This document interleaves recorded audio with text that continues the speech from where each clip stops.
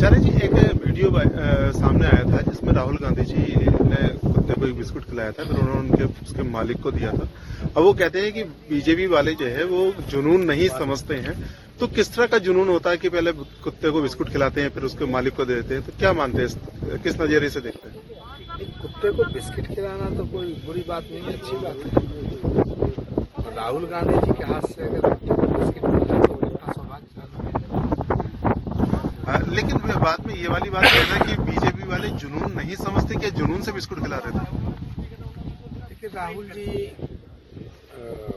बहुत ही ज्ञानी नेता है और बहुत ही सटीक नेता है। उन्होंने जो भी कहा होगा सोच समझ के कहा होगा।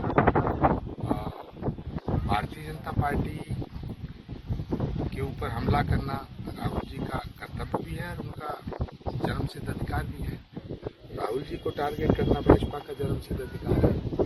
ये तो चल रहा है, बहुत दिनों से चलता रहेगा। अच्छा, राहुल गांधी जो न्याय यात्रा निकाल रहे हैं उसमें उन्होंने न्योता दिया है अखिलेश यादव को। तो क्या अखिलेश यादव का वहां जाना बनता है या किस तरह से, आप किस नजरिए से देखते हैं सर? इसका जवाब तो अखिलेश जी को देना है ना। अखिलेश यादव जी तो मध्य प्रदेश के चुनाव में कह रहे थे कांग्रेस और भाजपा एक है। अब कांग्रेस और भाजपा एक है तो फिर अखिलेश जी कांग्रेस के साथ क्यों? अखिलेश जी तो कह रहे थे कि कांग्रेस और भाजपा एक जैसे, कांग्रेस झूठी पार्टी है, धोखेबाज पार्टी है। लेकिन अब वो अगर यात्रा में आते हैं तो बहुत अच्छी बात है। लेकिन सवाल ये है, बड़ा सवाल ये है, क्या देश में अन्याय हो रहा है जिसके खिलाफ न्याय यात्रा निकालनी पड़ रही है? तो न्याय यात्रा का मतलब है देश में अन्याय हो रहा है। इसको जस्टिफाइड करना बड़ा जरूरी है कि देश में कहाँ कहाँ अन्याय हो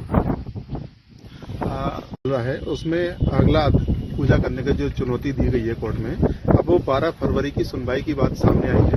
तो किस नजरिए से देखते हैं कि तारीख जो मिली है? देखिए, भारत एक लोकतांत्रिक देश है। भारत में एक स्वतंत्र न्यायपालिका है। न्यायपालिका पे हमें भरोसा रखना चाहिए और हमें पूरा भरोसा है कि भारत की न्यायपालिका न्याय करेगी।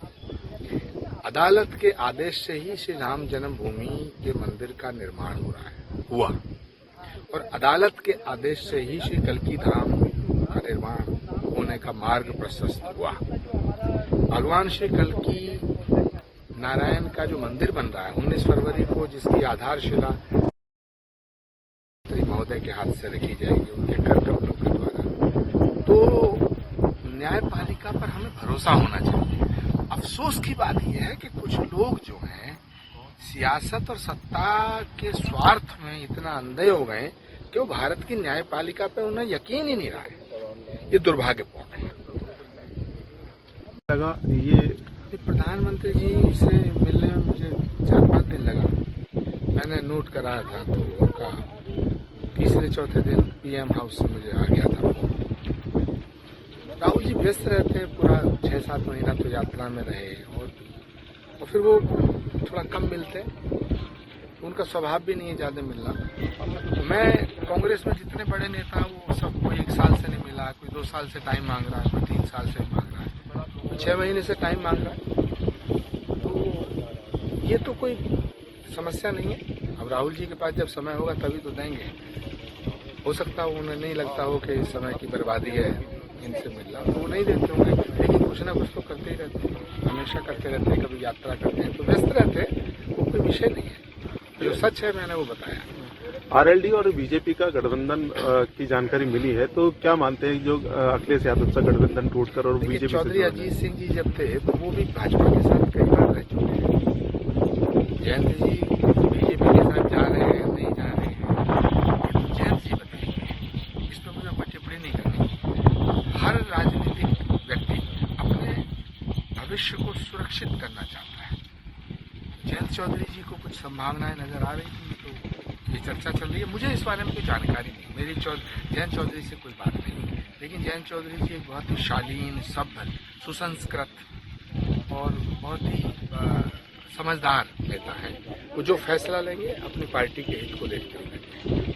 आप मंदिर की स्थापना कर रहे हैं 19 तारीख को, जिसमें प्रधानमंत्री जी का भी आपने बताया है, तो किन किन को इनवाइट किया यहाँ पर और क्या दिग्विजय सिंह और सचिन पायलट भी को भी न्योता दिया और ये वो भी आएंगे। देखिए, श्री कल्की धाम में सभी आते हैं, सभी आएंगे। श्री कल्की धाम के मंदिर का जो शिलान्यास है उसके निमंत्रण सबको जा रहे हैं। कुछ को चले गए, कुछ को जाएंगे। जिसकी श्रद्धा होगी वो आएगा, जिसकी श्रद्धा नहीं होगी वो नहीं आएगा।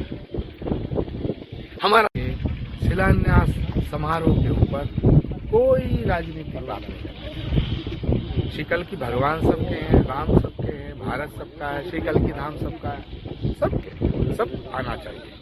जिसको अपने भविष्य को उज्जवल करना है, जिसको अपनी गलतियों, अपने पापों का प्रायश्चित करना है, जिसको अपने गुनाहों की माफी मांगनी है, वो सब कल्की धाम का दर्शन करें। क्योंकि कलयुग में कली काले कल की शरणम, जो कल्की भगवान की शरण आएगा उसका उद्धार होना सुनिश्चित है, ऐसा पुराणों में लिखा है।